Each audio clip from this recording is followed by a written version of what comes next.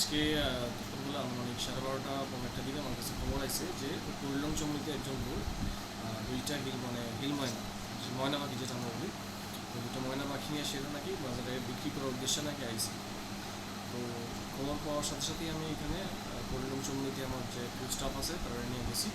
যাওয়ার পরে আমি দেখতে পাচ্ছি যে একজন লোক একটা ব্যাগ হাতে, ব্যাগের ভিতর থেকে একটা ময়না বাচ্চা পুঁটি মারতেছে এমন একটা সিচুয়েশন। তখন আমি গাড়ি থেকে নেমে সেরা লোকটারে ঘুরি এবং ব্যাগটারে সার্চ করার পরে ব্যাগের ভিতরে দুইটা ময়না পাখি ছিল। তো তৎক্ষণাৎ ওই ময়না পাখি দুটো সিজ করি এবং লোকটারে আটক করে সেরা আমি এফপিওতে নিয়ে আসি। স্যার এখন কি ময়নাগুলোকে এখন কোথায় পাঠানো হবে? ময়না পাখিগুলি এখন আমাদের এখানে আছে, আমাদের কাস্টাডিতে আছে। তো যেটা কোর্টের পারমিশন পাওয়ার পরে আমরা এটা রিলিজ করব।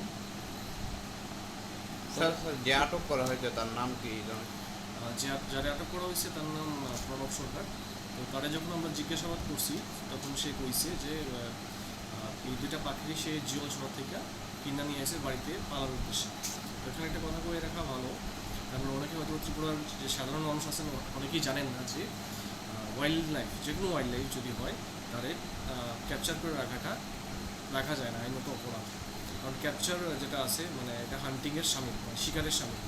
কারণ ওয়াইল্ড লাইফ প্রোটেকশন অ্যাক্ট 1972-তে সেকশন বি সাবসেকশন 16(b)তে বিতর্ক আছে যে ক্যাপচারিংও হান্টিংয়ের সমতুল্য। তো সেই ক্ষেত্রে যারা আপনাদের তো আমি মানুষের কাছে আবেদন রাখুন যে কেউ যদি কোনো ধরনের ওয়াইল্ড লাইফে বাড়িতে একটা খাঁচার মধ্যে প্রতিপালন না করেন, কারণ এটা একটা wild life offence. Thank you.